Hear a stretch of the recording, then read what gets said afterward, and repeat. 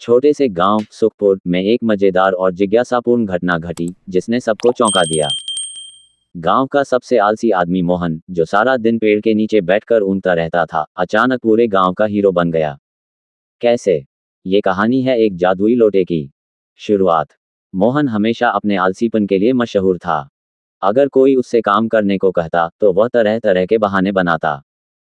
एक दिन उसकी माँ ने उसे नदी से पानी लाने भेजा। ये काम मोहन को बिल्कुल पसंद नहीं था, लेकिन भूख की धमकी ने उसे मजबूर कर दिया। नदी के किनारे पहुंचते ही मोहन ने एक चमचमाता हुआ अजीब सा लोटा देखा। लोटा इतना सुंदर था कि मोहन ने उसे उठा लिया और पानी भरने की कोशिश की। लेकिन जैसे ही उसने पानी भरने के लिए लोटा डुबोया, लोटे से आवाज आई, मुझे छुओ मत, मैं तुम्हारी मदद करने आया हूँ। जादुई लोटे का रहस्य। मोहन डरकर पीछे हट गया, लेकिन उत्सुकता भी थी। उसने धीरे से पूछा, तुम कौन हो? लोटा बोला, मैं एक जादुई लोटा हूँ।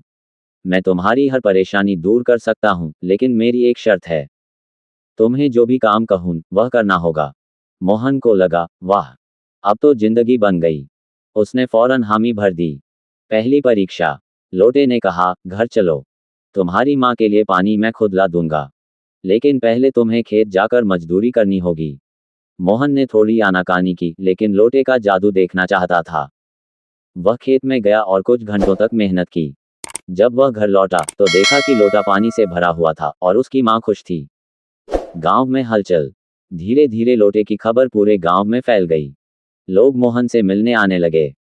सभी सोचते थे कि लोटे का जादू उनके लिए भी काम करेगा। एक दिन सरपंच ने मोहन से कहा, अगर तुम्हारा लोटा सच में जादुई है तो वह गांव के तालाब की सफाई करवा दे। लोटा बोला, सफाई हो जाएगी, लेकिन पहले पूरे गांव को मिलकर तालाब के आसपास का कचरा हटाना होगा। गांव वालों ने मोहन की मदद से तालाब साफ कर दिया। इसके बाद लोटे ने अपने जादू से तालाब का पानी बिल्कुल साफ और मीठा बना दिया। लोग दंग रह गए। लालच का खेल। लेकिन जैसा कि होता है, कुछ लोग लालची हो गए। रघु नाम का आदमी, जो हमेशा झगड़े करता था, मोहन से लोटा मांगने आया। उसने कहा, मुझे वह लोटा दो, मैं इसे बेचकर अमीर बन जाऊंगा। मोहन ने मना कर दिया, लेकिन रघु ने चोरी करने की योजना बनाई। एक रात जब मोहन सो रहा था, रघु ने चुपके से लोटा उठा लिया। लेकिन जैसे ही उसने लोटे को छुआ, लोटे से तेज आवाज आई, लालच बुरी बला है, अब भुगतो। अचानक रघु के चारों ओर धुआं फैल गया और वह तालाब के पास जाकर गिर पड़ा। अगले दिन जब गांव वालों ने उसे देखा तो वह सबके सामने माफी मांगने लगा। अंतिम सबक। लोटा बोला, मेरा जादू सिर्फ मेहनती और सच्चे लोगों के लिए है। अगर कोई लालच करेगा तो उसे मैं सबक सिखाऊंगा। मोहन अब बदल चुका था। उसने आलस छोड़कर मेहनत को अपनाया। उसने लोटे से कहा, तारांकन तारांकन, तुमने मेरी जिंदगी बदल दी। अब मैं तुम्हें आजाद करता हूँ।